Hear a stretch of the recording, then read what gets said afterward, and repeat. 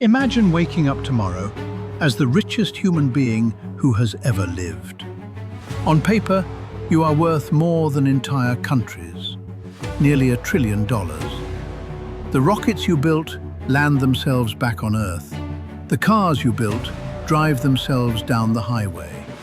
Your name moves markets, elections and headlines with a single post. And yet, if you walked into a coffee shop right now, you might have less actual cash in your pocket than the person serving you. Because the richest man alive cannot spend almost any of his fortune. His money isn't really money at all. And here is the strangest part. The more he has, the more trapped he becomes. This is the economics of being Elon Musk. Let's start with the number, because it is almost cartoonish. Elon Musk's net worth has been estimated at close to $1 trillion, making him, by nearly every measure, the wealthiest person in human history, and putting him on the edge of becoming the first ever trillionaire. Numbers that large stop meaning anything, so let's put them in perspective. Nearly $1 trillion is larger than the entire economic output of most countries on the planet. It is more than the combined value of every team in the NFL, the NBA, and the Premier League, many times over. If you had spent $1 million every single day since the fall of the Roman Empire, you still would not have spent his fortune. He controls Tesla, one of the most valuable car makers on Earth, SpaceX, the most valuable private company in the world, and a whole constellation of others. By the raw scoreboard of wealth, no single human being has ever commanded this much. But notice those two quiet words that keep coming back. On paper. Because here is the twist that almost no one understands. Elon Musk does not have $1 trillion.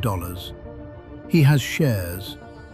His fortune is not sitting in some enormous vault or bank account. It is locked inside the stock of his companies, overwhelmingly SpaceX and Tesla. And a share of stock is only worth something the exact moment someone agrees to buy it from you. Musk famously takes almost no salary. For years, his official pay from Tesla was essentially $0. His real reward comes in stock, gigantic packages of it tied to targets. So to turn that paper wealth into real, spendable cash, he would have to sell those shares. And that is exactly where the cage snaps shut. Because if the richest man alive suddenly dumped tens of billions of dollars of Tesla stock onto the open market, the price would crater. He would destroy the value of his own fortune in the very act of trying to use it. He would spook every other investor, tank the company, and put his own control of the business at risk. The moment he reaches out to touch the money begins to vanish. So the paper billionaire stays exactly that, a billionaire on paper. And if you want to see this trap snap shut in real life, look at what happened when Musk decided to buy Twitter. Here was the richest man in the world agreeing to buy a single company for $44 billion. And even the wealthiest person alive, could not simply write a check. He did not have that kind of cash lying around, because almost nobody at the top does. So to fund it, he had to sell around $23 billion of the Tesla stock he had spent years refusing to sell. He borrowed billions more from the banks. He pulled in outside investors, and he pledged even more of his shares as collateral. The single richest human being on Earth, just to buy one website, had to sell, borrow, and mortgage his empire all at once. And Tesla's stock dropped hard while he did it. That right there is what $1 trillion actually looks like the second you try to spend it. Let that sink in for a moment. The man builds the rockets, owns the factories, and runs the companies, and yet On any given afternoon, he might struggle to move real money as easily as you can move the balance in your own bank account. It sounds impossible. It sounds like a trick. How can someone be worth nearly $1 trillion and still be, in the ways that actually count from day to day, cash poor? We are taught to picture billionaire wealth as a vault. A great vault somewhere, stacked floor to ceiling with cash and gold that its owner can dip into whenever he pleases. But that image is almost entirely a myth. There is no vault. There is no giant account with $1 trillion sitting inside it, waiting to be spent. What there is instead is something far stranger, far more fragile, and far more revealing about how power really works at the very top of the modern world. To see it clearly, you have to understand what that famous number actually is, and what it very much is not. And here is something even stranger about that $1 trillion figure. It isn't really a fixed amount of money at all. It's a guess, a snapshot. Because Musk's fortune is tied to a stock price. Its value swings by billions of dollars every single day the market is open. Sometimes by tens of billions in a single afternoon. He can go to bed $20 billion richer and wake up $20 billion poorer, without a single dollar ever actually moving.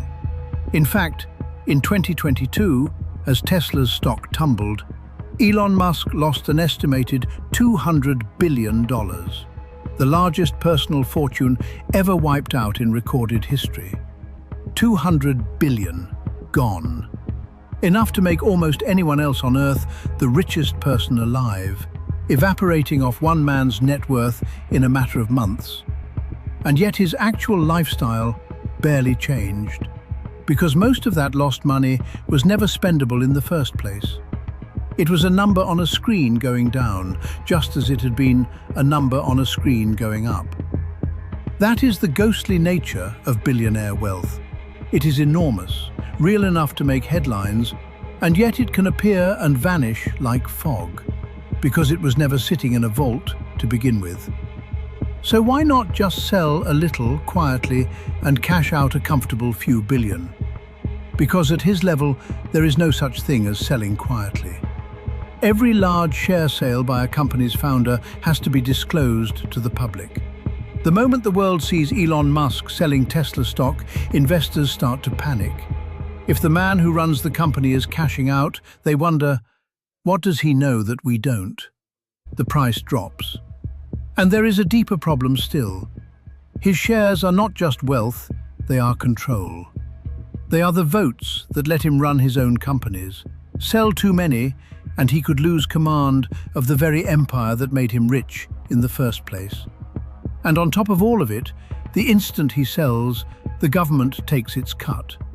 Capital gains taxes that can run into the billions on a sale that size. So selling isn't a quiet little withdrawal from an account.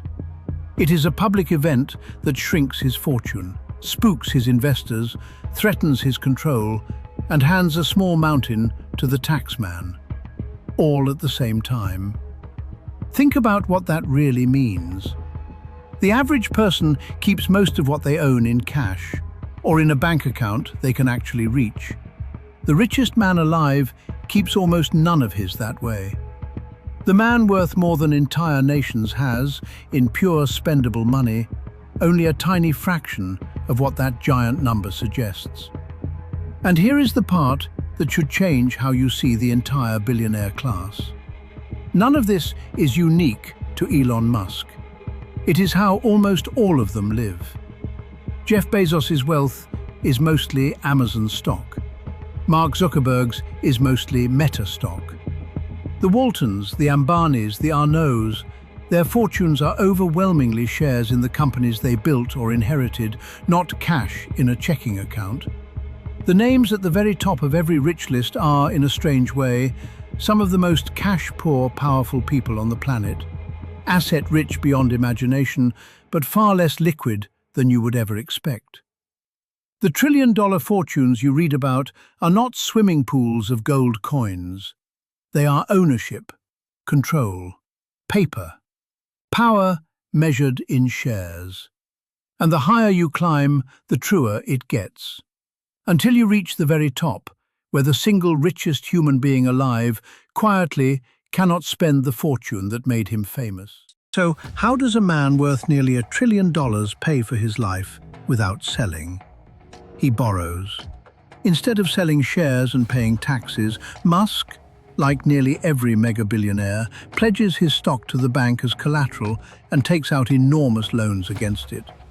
It is a strategy so common at the very top that it has a nickname: buy, borrow, die.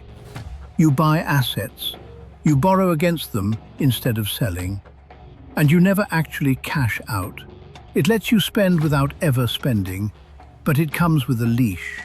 Because if the stock falls far enough, the bank can issue what is called a margin call. Put up more collateral right now, or we start selling your shares for you. So the richest man alive is chained to a single number on a screen that he has to defend every single day. His wealth, his companies, his debts, his whole identity, all bolted to one ticker symbol. He cannot step away from it. He cannot switch it off. He has said he works 80, sometimes 100 hours a week, has slept on the floors of his own factories, and lives far more modestly than you would ever guess. Because the fortune the entire world envies is a fortune he can barely touch. So picture it one last time. You are the richest person who has ever lived. You command rockets, factories, and nearly $1 trillion in wealth. And you cannot sell it, cannot spend most of it, cannot truly rest.